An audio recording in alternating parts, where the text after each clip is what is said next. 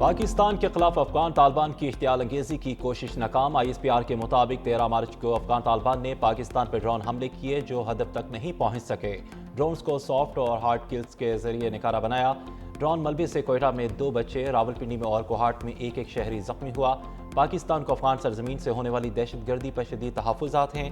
وزارت اطلاعات کے مطابق کسی بھی فوجی یا دیگر بنیادی ڈھانچے کو نقصان نہیں ہوا۔ طالبان رجیم کے دعوے بے بنیاد ہیں۔ افغان طالبان رجیم دہشت گرد تنظیموں کی پشت پناہ ہے۔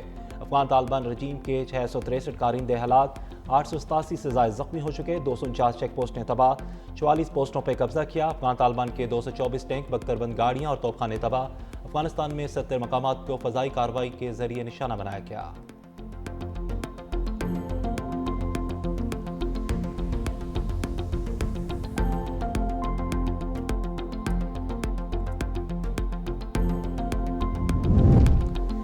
افغان حکومت نے ریڈ لائن عبور کر لی، نتائج بھگتنا ہوں گے۔ صدر مملکت آصف علی زرداری کی پاکستانی شہری علاقوں پر ڈرون حملوں کی شدید مذمت۔ صدر مملکت کا کہنا ہے کہ افغان طالبان عناصر کی جانب سے ڈرون حملے بزدلانہ کارروائی ہیں۔ طاقت کے زور پہ مسلط غیر قانونی افغان حکومت دہشت گردوں کو پناہ گاہیں فراہم کر رہی ہے۔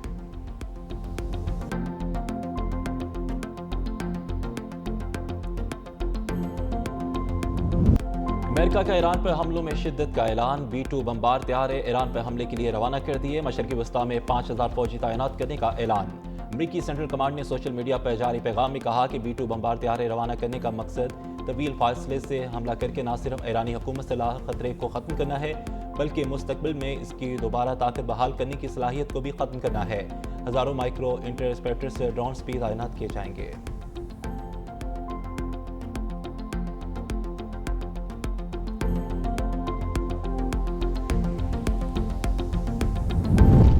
جب تک ضرورت پڑی جنگ جاری رہے گی، امریکی صدر کا اعلان۔ ڈونلڈ ٹرمپ نے میڈیا سے گفتگو میں کہا کہ ایران کو آج شدید دھچکا لگا۔ ایران کے خرج جزیرے میں فوجی اہداف پر بھرپور حملے کیے، جزیرے پر واقع تیل کی تنصیبات کو نشانہ بنایا گیا۔ ایران کے خلاف کارروائیاں مزید شدت اختیار کریں گی۔ ایران کی فضائیہ اور بحریہ کو ختم کر دیا گیا۔ ایران کے پاس ریڈار اور دفاعی نظام بھی نہیں۔ آبِ ہرمز میں جہازوں کی حفاظت جلد شروع ہوگی۔ ایران کے پاس کسی بھی چیز کا دفاع کرنے کی صلاحیت نہیں۔ ایران میں امریکہ اور اسرائیل کے مقاصد مختلف ہو سکتے ہیں۔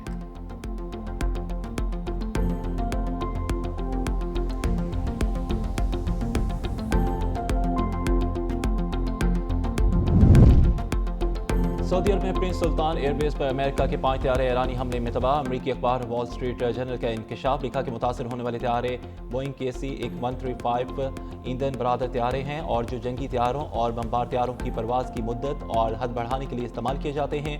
اب تک تباہ ہونے والے امریکی ایندھن بردار طیاروں کی تعداد کم سے کم 7 تک پہنچ گئی ہے۔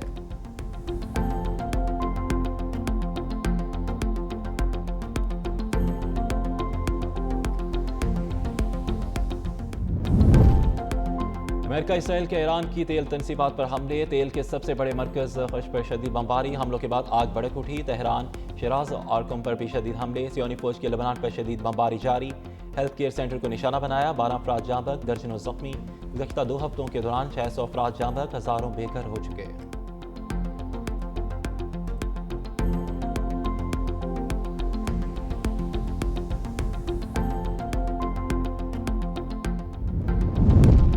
مشرقی وسطی تنازع، تیل کی قیمت پھر سے $100 فی بیرل سے تجاوز کر گئی۔ برنٹ کروڈ آئل کی قیمت میں 3% اضافہ ہوا ہے، نئی قیمت $103.29 فی بیرل ہو گئی ہے۔ امریکی خام تیل WTI کی قیمت میں $3.71 کا اضافہ ہوا، جس کے بعد نئی قیمت تقریباً $99 فی بیرل ہو گئی۔ پورٹ قاسم پر تیل بردار جہازوں کی آمد و رفت معمول کے مطابق جاری۔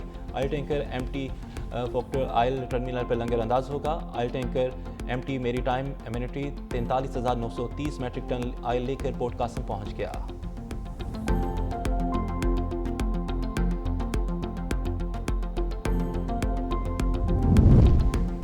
وزیر اعظم کا پیٹرولیم مصنوعات کی قیمتیں نہ بڑھانے کا فیصلہ، کہا کہ مشکل حالات میں عوام تک ریلیف پہنچائیں گے۔ خطے میں کشیدگی کی وجہ سے عالمی معیشت اس وقت دباؤ میں ہے، جس کے پاس پاکستانی معیشت پر گہرے اثرات مرتب ہونے کا خدشہ ہے۔ مشکل حالات میں غریب آدمی پر بوجھ کم کرنے کے لیے ملک کی اشرافیہ اور حکومت سے شروعات کا عزم کیا۔ صوبائی حکومتیں بھی بچت اقدامات میں وفاقی حکومت کا بھرپور ساتھ دیں اور سفارتی اور معاشی ٹیم کی کوششوں کی بدولت خام تیل کی ملکی ضروریات کے لیے مناسب مقدار موجود ہے۔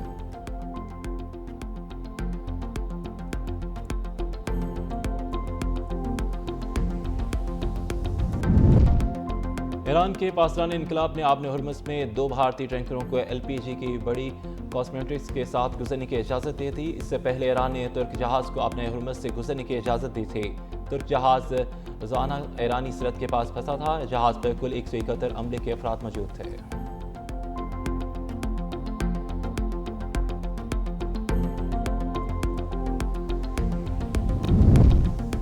امریکی صدر نے ایران کا افزودہ یورینیم روس منتقل کرنے کی پیوٹن کی پیشکش مسترد کر دی۔ روسی صدر کی پیشکش تہران کے خلاف جنگ کے خاتمے کے معاہدے کا حصہ تھی۔ رپورٹ میں کہا گیا کہ پیوٹن نے پیشکش رواں ہفتے ٹرمپ کے ساتھ فون کال میں دی تھی، جسے قبول نہیں کیا گیا۔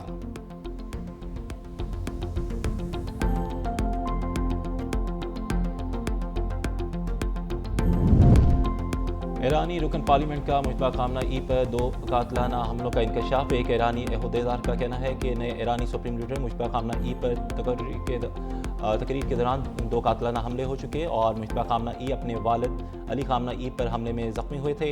امریکی محکمہ خارجہ کا ایرانی قیادت کے بارے میں معلومات دینے پر $1 کروڑ کا انعام کا اعلان۔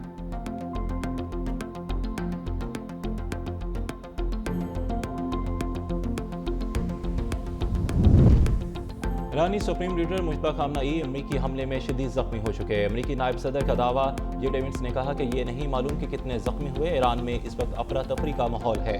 ایران کی میزائل بنانے کی صلاحیت کو مکمل ختم کر دیا۔ جنگ کب ختم کرنی ہے فیصلہ صدر ٹرمپ کریں گے۔ ایران اپنے اسٹاک پر موجود میزائل فائر کر رہا ہے۔ بہت جلد ایران کی تمام دفاعی کمپنیاں تباہ کر دی جائیں گی۔ CNN جنگ سے متعلق فیک نیوز چلا رہا ہے۔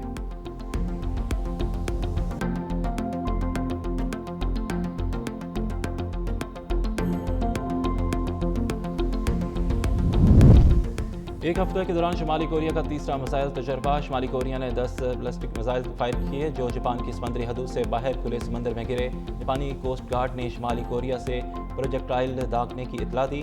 اس سے پہلے شمالی کوریا 2 میزائل تجربات کر چکا ہے۔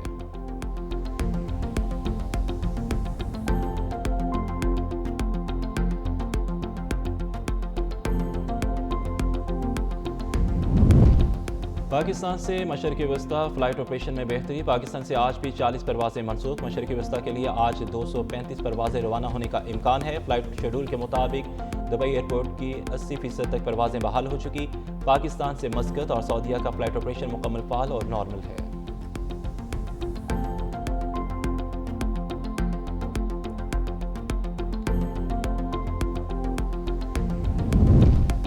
مولانا فضل الرحمان کا ملکی صورتحال پر پارلیمنٹ کا ان کیمرہ اجلاس بلانے کا مطالبہ۔ لاہور میں گفتگو کرتے ہوئے کہا کہ ہم نے پاکستان اور اس کے مستقبل کا سوچنا ہے۔ ہمیں دیکھنا ہوگا کہ پاکستان کی عالمی سطح پر پوزیشن کیا ہے۔ اجلاس بلایا جائے تاکہ سب کھل کر اپنی رائے دے سکیں۔ پاکستان کو اپنے لیے اچھے پڑوسی تلاش کرنے ہوں گے اور امن کا راستہ اختیار کرنا ہوگا۔ جنگ سے کبھی امن قائم نہیں ہوتا، جنگ صرف مزید جنگ کو جنم دیتی ہے۔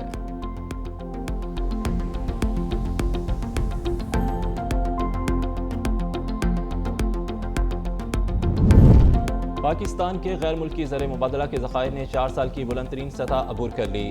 SIFC کی اصلاحات اور پالیسی تسلسل کی بدولت یہ ممکن ہوا۔ مشیر وزیر خزانہ خورم شہزاد کے مطابق پاکستان کے کل زر مبادلہ ذخائر $21.6 ارب تک پہنچ گئے ہیں، جو گزشتہ 4 سال کی بلند ترین سطح پر ہیں۔ اسٹیٹ بینک کے ذخائر کا مجموعی حصہ 76% تک پہنچ گیا ہے۔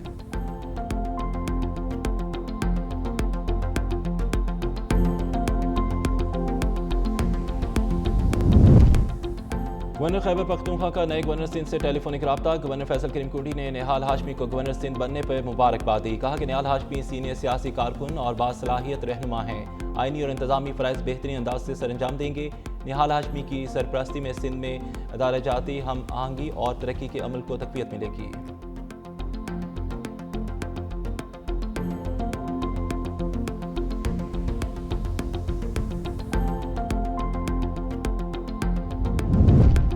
سینئر وزیر شرجیل نام ایمن کی عید الفطر کے موقع پر زائد کرایوں کے خلاف مہم شروع کرنے کی ہدایت۔ پولیس تمام اضلاع کی انتظامیہ، NHA، ٹریفک اور ٹرانسپورٹ سمیت تمام متعلقہ حکام کو کارروائیوں کی ہدایت دی۔ بس ٹرانسپورٹرز کی جانب سے خود ساختہ طور پر کرایوں میں اضافہ مسافروں پر اضافی مالی بوجھ پڑتا ہے۔ عوام کو زیادہ سے زیادہ سہولت فراہم کرنا اور بغیر اجازت کرایوں میں اضافہ روکنا متعلقہ اداروں کی بنیادی ذمہ داری ہے۔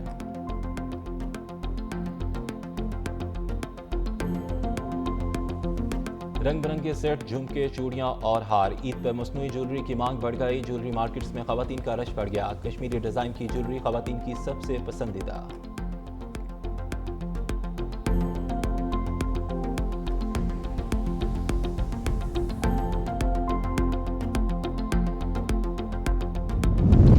मुल्क के शुमाली इलाकों में गरज चमक के साथ बारिश और बर्फबारी का अलर्ट जारी। आज से 16 मार्च तक खैबर पख्तूनख्वा, गिलगित बल्तिस्तान, आज़ाद कश्मीर में बादल बरसेंगे। सवात, चित्राल, कलाम, स्कर्दू, हुंजा और शिगर में बारिश और बर्फबारी की पेशगोई। मुजफ्फराबाद और बाग, कोटली, वादी नीलम में भी गरज चमक के साथ बारिश का इम्कान। NDMA ने मुमकिन ग्लेशियरी झीलों के फटने से सैलाबी सूरत-ए-हाल और लैंडस्लाइडिंग का खतरा जाहिर कर दिया। सड़कों की बंदिश और सफरी सरगर्मियां मुतासर होने का खदशा।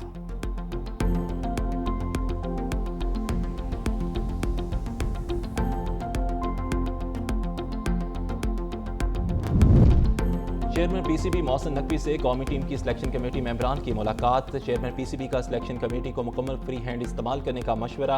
मोहसिन नकवी का कहना था कि बगैर किसी दबाव पूरी ईमानदारी के साथ फराइज़ सर अंजाम दें। तनकीद बराए तनकीद की परवाह ना करें। मेरी पूरी सपोर्ट आपके साथ है। सिलेक्शन कमेटी मेंबरान मिसबाह हक, सरफराज अहमद, असद शफीक और आकब जवेद ने भरपूर इत्मीनान के इजहार पर चेयरमैन PCB मोहसिन नकवी का शुक्रिया अदा किया।